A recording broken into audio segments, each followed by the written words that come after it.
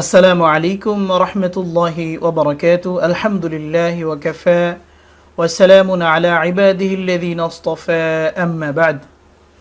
সম্মানিত দর্শক, যে যেখান থেকে আমাদের ভিডিওটি দেখছেন সবাইকে জানাই আন্তরিক অভিনন্দন ও মোবারকবাদ। আজকের ভিডিওটি শুধুমাত্র তাদের জন্য যাদের ব্রেন বা জেহেন শক্তি কম, অর্থাৎ যাদের মুখস্থ শক্তি কম, অথবা যারা মুখস্থ করেন কিন্তু খুব তাড়াতাড়ি ভুলে যান, ধরে রাখতে পারেন না, শুধুমাত্র তাদের জন্য আজকের ভিডিওটি। কিন্তু যাদের ব্রেন অনেক ভালো, যারা অনেক তাড়াতাড়ি মুখস্থ করতে পারেন এবং যেটা মুখস্থ করেন সেটা খুব ভালো মনে রাখতে পারেন, তারা চাইলে ভিডিওটি স্কিপ করে চলে যেতে পারেন।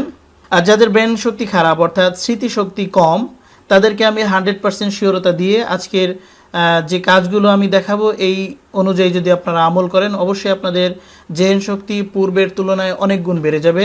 এবং যে আমলগুলো আপনাদেরকে আমি আজকে আপনাদের সাথে শেয়ার করব, এই আমলগুলো বিভিন্ন ওলামা মাশায়েখগণ তারা পরীক্ষা করে দেখেছেন এবং খুব 100% সফলতাও পেয়েছেন। তো এই পরীক্ষিত আমলগুলো আজকে আপনাদের সাথে আমি শেয়ার করব। তিনটা আমল আপনাদেরকে দেখাবো। যে কোনো একটি আমল আপনি করতে পারেন, অথবা এক এক করে তিনটা আমলই আপনারা করতে পারেন।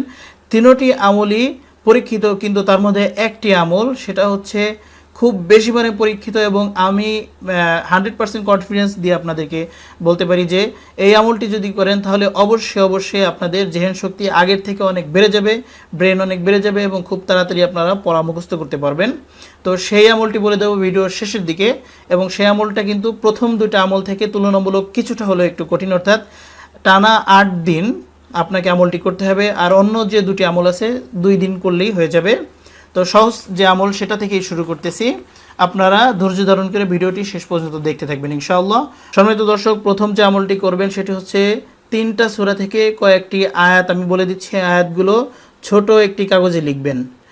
প্রথম যে সূরাটি সেটা হচ্ছে সূরা আর রহমানের প্রথম আয়াত থেকে নিয়ে 6 নম্বর আয়াত পর্যন্ত লিখবেন। এটা ছোট একটা কাগজে লিখতে হবে। 2 নম্বর যে সূরা, সেই সূরাটা হচ্ছে সূরা কিয়ামার। সূরা কিয়ামার 16 নম্বর আয়াত থেকে 19 নম্বর আয়াত পর্যন্ত লিখবেন। আর রহমান সূরা লেখার যে 6টি আয়াত লিখছেন তার নিচে তারপরে যে আয়াতগুলো লিখবেন, সূরা বুরুজের 21 ও 22 নং আয়াত, এই 2টা আয়াত লিখবেন। পরপর সিরিয়ালে এই আয়াতগুলো লিখে ছোট একটা কাগজে লিখতে হবে। লিখে জমজমের পানি দিয়ে ওই আয়াতগুলো ধুয়ে নিতে হবে, এবং এই আয়াতগুলো ধোয়া যে পানি ওটা আপনাকে খেতে হবে। এবং এটাও আপনাকে খালি পেটে, অর্থাৎ ফজরের নামাজের আগে অথবা পরে, অর্থাৎ খুব সকাল সকাল আপনাকে পানিটা পান করতে হবে। এই আমলটি যদি করেন আপনার স্মরণ শক্তি অত্যন্ত প্রখর হবে।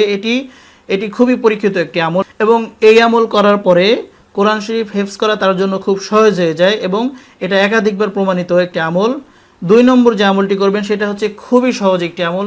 30 নম্বর পারার সূরা আলাম নাশরাহ, এই সূরাটি ছোট একটি কাগজে লিখে, এটা জমজমের পানি না, এটা আপনার বাড়ির টিউবওয়েল অর্থাৎ মিনারেল ওয়াটার, যেটা পরিষ্কার পানি, এই পানি দিয়ে ওই আয়াতটি ধুয়ে তারপর খেতে হবে। তবে সম্মানিত দর্শক, আয়াতগুলো কিন্তু আপনি এমন কালির দ্বারা লিখবেন যে কালি দিয়ে লিখলে ধোয়ার পরে যেন কালিটা কাগজ থেকে পৃথক হয়ে যায়। সম্মানিত দর্শক, এখন যে আমলটির কথা বলবো, এই আমলটি পূর্বের আমল দুটির থেকে তুলনামূলক একটি কঠিন হলেও এই আমলের কার্যকারিতা পূর্বের আমল দুটি থেকেও এর কার্যকারিতা বেশি, এবং এই আমলটি একাধিকবার পরীক্ষিত। হযরত আশরাফ আলী থানভী রহমতুল্লাহ আলাইহি সর্বশেষ যিনি খলিফা ছিলেন, তার একটা কিতাব মাজালিসে আবরার, এই কিতাবের মধ্যেও এই আমলটির গুরুত্বের কথা উল্লেখ করা হয়েছে। আপনারা চাইলে ওই কিতাবটি সংগ্রহ করে দেখে নিতে পারেন। যাই হোক, আমলটি আপনাদেরকে আমি বলে দিচ্ছি। এই আমলটি আপনাকে করতে হবে একাধারে 7 সপ্তাহ যাবত, অর্থাৎ 7 সপ্তাহ ধরে করতে হবে না, প্রতি সপ্তাহে এক দিন করে 7টি সপ্তাহ আমল করতে হবে। প্রতি সপ্তাহের রবিবারে আপনাকে আমলটি করতে হবে। আমি আমলটি আপনাদেরকে বলে দিচ্ছি কিভাবে করবেন।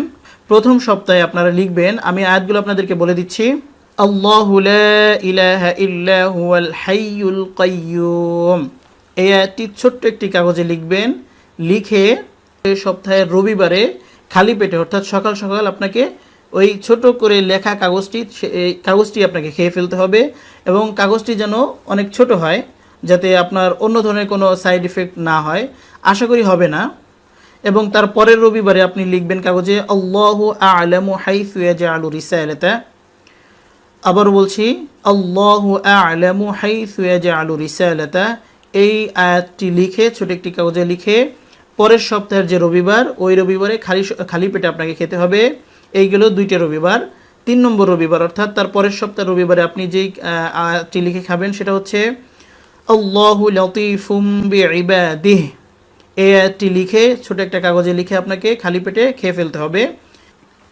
সম্মানিত দর্শক, চতুর্থ রবিবারে আপনাকে কাগজে লিখতে হবে আলিফ লাম মিম সদ, কাফ হা ইয়া আইন সদ এবং তহা, এই তিনটে আয়াত লিখে আপনাকে চতুর্থ রবিবারে সকালবেলা অর্থাৎ ফজরের আগে অথবা পরে খালি পেটে খেতে হবে। পঞ্চম রবিবারে লিখবেন ইয়াসিন হা মিম আইন সিন কফ এবং হা মিম। এই হামিম কিন্তু দুইবার লিখতে হবে, দ্বিতীয় নম্বরে লিখবেন হামিম এবং চতুর্থ নম্বরে হামিম লিখবেন। এই চারটি আয়াত লিখে পঞ্চম রবিবারে সকালবেলা খালি পেটে আপনাকে খেতে হবে। 6 নম্বর রবিবারে যেটা খাবেন তসিম মিম তসিন আলিফ লাম মিম, এই তিনটি আয়াত আপনাকে লিখে 6 নম্বর যে রবিবার ওই রবিবারে খেতে হবে। সপ্তম রবিবারে আপনাকে খেতে হবে সদ কফ নুন, তিনটি আলাদা আলাদা করে লিখতে হবে। ইন্নামা আমরুহু ইযা আরাদা শাইআন আই ইয়াকুলা লাহু কুন ফায়াকুন, এতটুক লিখে আপনাকে সপ্তম রবিবারে খেতে হবে খালি পেটে সকালবেলা ফজরের আগে অথবা পরে।